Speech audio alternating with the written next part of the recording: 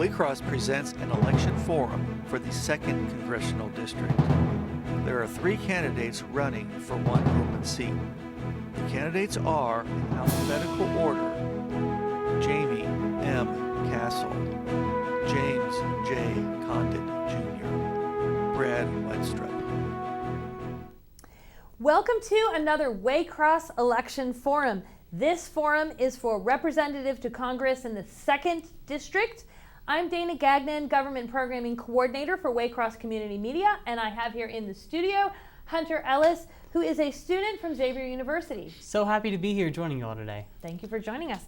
And we also have in the studio candidates Jaime Castle and Jim Condit Jr. Also, Mr. Wenstrup was invited to participate, but was unavailable this particular evening. So we are going to start with each candidate's 2-minute opening statements. Then, if you are watching this program live on October 6th, you will be able to email your questions right here to my iPad, and I will be able to ask the candidates your questions here in the studio. If you are watching the program live, the email address will show up at the bottom of the screen. Now, if you're watching this and choose to email in a question, there are a couple of rules that we will need you to follow. And those rules are that your email needs to include your name and address and community. That is how we know we're getting real questions from real voters in the area. We will only use your first name and community on the air, though, so don't worry about us giving away all kinds of private information. The other rule is that questions must be phrased for all candidates, not targeted at one candidate in particular. So now that we have covered those rules and you're ready and you're thinking about what question you're going to email the candidates, let's get started with our 2-minute opening statements. We have a recorded statement from Mr. Wenstrup. I'm Brad Wenstrup. I feel blessed as I recognize that America is a land of opportunity and freedom. And I believe that our safety and our health are our highest priorities. They go hand in hand with freedom. I've lived here in Cincinnati my entire life, serving my patients as a doctor and serving our nation in uniform, and I deployed to Iraq. I've worked on important legislation while in Congress to improve the lives of Ohioans, but there's more work to be done. Many have suffered, and at the same time, many have stepped up to help their neighbors, their communities, and their nation. I know this pandemic has been hard for every American, and I'm committed to restoring our way of life, committed to developing a safe and effective vaccine, along with more effective treatments for those suffering from this unique virus. I'm committed to rebuilding our economy in a way that increases take-home pay and creates opportunities for Americans from every walk of life, because all Americans are essential. I'm committed to renewing the American dream and the opportunities that come with liberty. I'm committed to upholding our constitutional freedoms, including our religious liberty. And I will defend the rights of all Americans to peacefully protest. That is non-negotiable, just as fighting to preserve law and order and equal justice is non-negotiable. The virtues of the Declaration of Independence embedded in our Constitution must be protected and celebrated, that all are created equal and all are entitled to life, liberty, and the pursuit of happiness. Let's all fly our American flags with a sense of pride and purpose and live up to the virtues that she embodies. I hope to earn your support and earn your vote, as I appreciate having the honor of working for you in Congress. May God bless you all. Okay, now we will start with the opening statement for Jaime Castle. Hello, I am so excited to be here tonight, and my name is Jaime Castle. I am the Democratic candidate for Congress. I am a Cincinnati public school teacher, a mother of 2 children, and I have a small business I run as well. I am from Green Hills, grew up there my whole entire life. I went to Roger Bacon High School, that's always the Cincinnati question. And then I went to Miami and graduated in '99. I now live in Mount Washington, and for all of my adult life, I've been of service to my church and to my school. I never thought that I would lead into a try for politics, but back in November, I decided that we needed a choice and we needed a change, and I wanted somebody more like me to vote for, someone that would be looking out for everyone in our district and be making the right choices when they vote. I have been able to travel throughout our district, all 8 counties, and it's been heartbreaking because we have one of the poorest counties in the nation. There's so much needed. My parents retired out to Adams County 15 years ago, and I've been able to meet with people all over this district. So many have been let down, and I want to be the champion for those people. I can think of no greater honor than to serve you in Congress, and I would love that opportunity.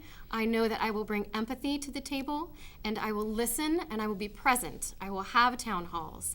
Even when folks don't agree, I will listen, and I want to come together and work together. Right now, it's just too divisive, and the hyperpartisanship is not getting us anywhere. I want to get to Congress and get to work right away for you. Okay, and now same for you. 2-minute opening statement for Mr. Condit. Thank you. I grew up in Madisonville, now live in White Oak. For the last 54 years, I have played the organ at Mass, unless I was out of town or sick, since I was 13, and still do that. I founded a business when T-shirts were iffy. Were they going to make it or not? Printed T-shirts. I was one of third company in the city, ran that for 16 years, and have done salesman stuff ever since. At the age of 19, I was a alternate delegate to the Nixon convention because they were looking for young people, and the girl that was supposed to go was 3 months too young. I mean, her dad was a big donor, and that's where I got my eyes opened to the fact that there is a shadow government or a deep state. Sean Hannity starts saying deep state when Trump started to run. First time he ever mentioned it, he said shadow government. That shadow government is around the international banks, which control our money, and then the media. Now, I'm in the greatest free speech battle of all time with WLW and WKRC as far as candidates go. I'm not a famous person, obviously, but after clearing me as a candidate, I'm a write-in, making a contract, accepting $11,000, running my ads and shows for 3 weeks. There were only 3 minutes of ads on Bill Cunningham on Thursday and one show on KRC 10 to 11 on a Sunday night. They abruptly announced I wasn't a candidate and censored my ads in the last 2 weeks. So we're in a big fight with WLW and WKRC. And here's what they don't like about my ads. I'm pointing out to the people that every major television and radio station in the United States is run by anti-American Jewish interests. And secondly, I'm pointing out that COVID is a kind of a media open conspiracy hoax. Not the virus, but the pandemics is a hoax. Excellent. Thank you for those opening statements, candidates. We're going to move on to our first question. For this first question, we're going to give you 2 minutes to answer. So we're wondering what's unique, about your skills and experience that you could bring to Congress. We're going to get started. Mr. Condit Jr., take it away. Okay, well, I don't have anything personally against either of my opponents. I admire Brad Wenstrup. He went out there and saved the life of Scalise, and he didn't know if there were 3 other snipers that might have shot him, so he's a brave guy. And I was telling Miss Castle that she's maybe the most photogenic person in our race for sure, maybe the whole city. So I have nothing against them, but I'm bringing a base of knowledge that's easily available that no candidate in Congress is bringing up at all. Congressman Jim Traficant, the late great Traficant, did bring this up. Ron Paul brought up some of this stuff. But at jimforamerica.com, you can find, there's more information about what's really going on our website than all the congressional candidates in the last 80 years, all put together, okay? So I'm bringing the knowledge. For instance, let me just throw out, rather than be real general, if you go to jimforamerica.com and go to the COVID misinformation, you'll find out that the Bill Gates Foundation, 5 months before the networks announced COVID, ran through a fictional thing that talks about everything that's happening now.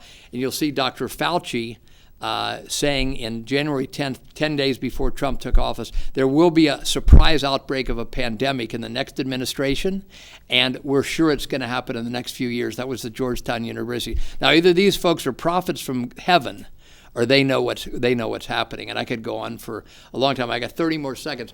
On our website, positive for everybody. Every class, every race, every country can now rise due to the technological advancement of mankind. Down the right-hand side of JimForAmerica.com and look for This Age of Plenty, which explains how money needs to be issued so that we can put enough money in the pockets of the people to buy the goods and services that are available.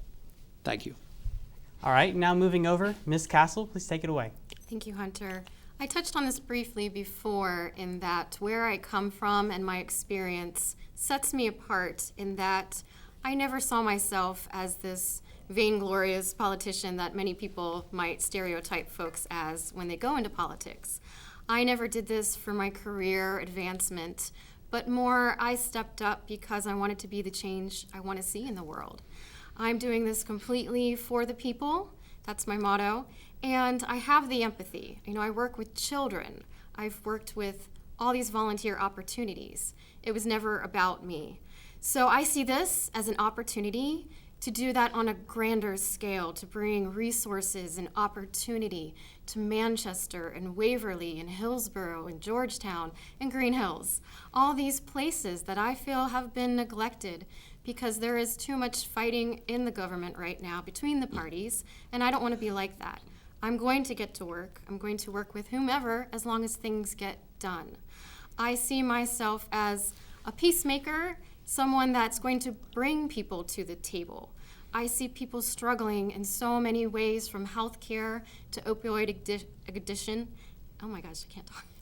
Addiction, and just from job creation and so many things. So there's a lot of work to be done. With the pandemic now more than ever, we are seeing these cracks in the system. So many people are struggling and not getting by, and it shouldn't be like that. If we are the greatest country in the world, we should have so much people getting by, more than getting by, thriving. So that is my goal. Thank you. So we're going to move right along now to some particular issues that we'd like to talk about for today. So first off, in light of the recent Black Lives Matter protests, I'm wondering if you believe that racism is a problem in the United States. And if so, what solution would you like to propose? So we're going to start right here, Ms. Castle. And before we start, I'm going to say we want to hit as many things as we can in this amount of time. So we will, for the remaining questions, have 1 minute. I know that's a trick to put an answer into 1 minute, but that's so we can get to the most possible. Certainly. Okay, so I'm going to go ahead. I want to point out with the Black Lives Movement that it shouldn't be something that you have to choose sides. You can be anti-racist and you can be for law enforcement. I think everybody wants a just system, and if the Black and brown community is saying that there is injustice, we can't live in our white privilege bubbles, we need to listen. We need to come to that table and devise ways that people are treated fairly. There are so many things that we can do from the federal level to the local level. It obviously is a problem, or else we wouldn't be feeling this civil unrest right now. And I feel like even in these small towns in District 2, people are opening their eyes. And this isn't just a moment, it is a movement. And it's moving us in the right direction to get equity for everybody. Thank you. And now we're going to move over. Mr. Condit, 1 minute to answer this question. Yeah, the second show that we did on WKRC, which is on our website, JimForAmerica.com, was on the beatdown on white people and white civilization. Like everything else on our website, this is a little bit shocking, but the beatdown is ridiculous. 98% of the inventions, including this microphone or car, came from white men of Europe. And that should be figured in, not just like white people are all slave owners waiting to happen. So that shows there, but I once heard, I don't agree with Black Lives Matters on much, but I heard a gal against Neil Cavuto on Fox who said, we don't have enough money in the ghetto and the black communities to raise up. And that's why I want to, again, point the solution for all mankind, all countries, all races, all peoples. Go to JimForAmerica.com, go down the right-hand side and find This Age of Plenty, and we'll explain how money should be issued scientifically so that people can have enough money in their pockets to buy the goods and services that are available. Thank you so much. So I'm going to move to another issue. Ohioans here have a lot of strong opinions about gun legislation. So how would you propose to balance safety issues with those concerned about rights? And this time we're going to start with you, Mr. Condit. And Okay. 1 minute. Okay, well, I'm completely in favor of the Second Amendment. If the Founding Fathers didn't give it the Second Amendment, we would already be under a tyranny. They're doing everything they can with this COVID pandemic hoax. Not that the virus is a hoax, but they're a little bit stymied because there's 300 million guns out here. And so I would basically not in any way touch the right of the non-criminal citizen to own guns. I do believe that the agenda, Biden's just unfortunately has some form of dementia, but he's been talking better in the last few days. He will sit in the Oval Office and sign whatever they bring to him if he gets elected. And Schumer, Pelosi, Bernie Sanders, all these people, I don't care what they're saying, they want to take your guns and they want to find a way to do it. And they're going to use this COVID virus, if they get to keep up with their pandemic hoax, to try to do that eventually. Excellent. Same for you. So I am for the Second Amendment and for, again, the non-criminals having that. I grew up in Ohio and I have family members that shoot their target guns on their ranges in Adams County. My husband's family's from Missouri, and that's a gun culture too. And I respect that for the sportsmanship and even for the folks that have it for protection. I think that there are things that we can do to make it a safer world for everybody. I've also been in lockdown drills with children, and it's terrifying and traumatizing. So to say to children that we can't do anything, I think is lazy and irresponsible. I'm not going to come take your guns. I would never do that. But I think if you are a danger to anyone, including yourself, that we can do things about that. And if we're not going to come to the table, it's not going to get better, and that's not fair for the future. All right, so we're going to move on to another issue here. Can you talk about what you think the federal government can do to take care of the environment? How would you balance that with the need to support businesses? Right back to you, Ms. Castle. Environment is probably the #1 issue of kids I talk to, because this is their future and it's getting polluted. And many people don't like the whole global warming, the climate. They think it's triggering for them to push back. But when you talk about pollution, I think everybody can get on board that pollution is bad and it needs to be kept in check. We live on the Ohio River, and that is our drinking water. We need clean drinking water. Our land, our air, so many things we need to protect. That's for our health as well. The first thing we need to do is strengthen the EPA and take back some of these rollbacks. We can have profits for businesses, but they need to be responsible as well. We need to invest in innovation and clean technology. Again, we can be the greatest leader in that, and it's an economic opportunity as well. Thank you, and now we'll move over. Go ahead. Yeah, in the Catholic faith, and I guess most other religions, it's a principle that we should try to pass on the water and the air and the environment to our the folks who live in the future. I'm missing the word. And so I do not, so we need to do that. How about, first of all, I've heard on reliable source that there's 6,000 energy inventions being bottled up in the patent office. Everybody who's invented a car that would run on water or something has been killed, or they disappear like they were paid off. So we need to free up all those inventions, see what they are, but I do not believe in man-made global warming. The old talk show host Michael Savage said years ago, all the planets are warming up now. We're in a sunspot thing. We're all warming up. So I do not believe that there's any significant man-made global warming, and that has to be considered when making laws. Thank you so much.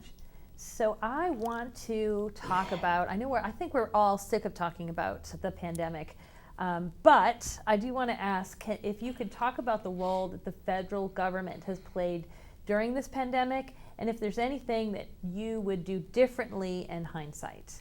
And you have 1 minute, and we'll start with you, Mr. Condit. Okay. The federal government, let me talk on the state government too. I'm not tired of talking about it. Trump made his biggest mistake when he didn't tell the country to open up the day after Easter. And he's been off balance ever since. And the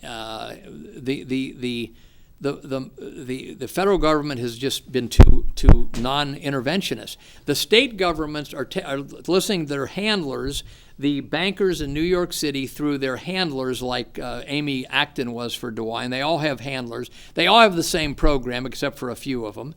They're all enforcing the mask, which go on our website and We have videos on there about how the masks have been proven ineffective over the last 10 years for stopping viruses. The shutdown was for one reason, like the Great Depression. The banksters have ordered that the country be shut down to transfer middle-class wealth to themselves, the one percenters. Excellent. And now for you. I'll take a different angle on that. I think, number one, it is 2020 hindsight, and I think I gave Trump the benefit of the doubt early on because we were all trying to figure out what was going on and what we knew about it. But since he admitted on tape back in February, that has made me so angry because he said, I'm going to downplay this. It is transferred by the air. I think about if he were a stronger leader, how many more lives could have been changed if he took the unpopular route and was strong? In that we have to go with the science. Science says masks work. We look at other countries. We can't just live in this American bubble thinking that so many forces are at work against us. This is a global pandemic, and I think about all the lives that are lost. I think about how the states were pitted against each other for supplies, and those supplies prices went up. That is a travesty. It should have been from the top, that leadership, and that's going to be, years from now, one of his greatest failures. So we have time for one last topical question here. So I want to ask about universal health care.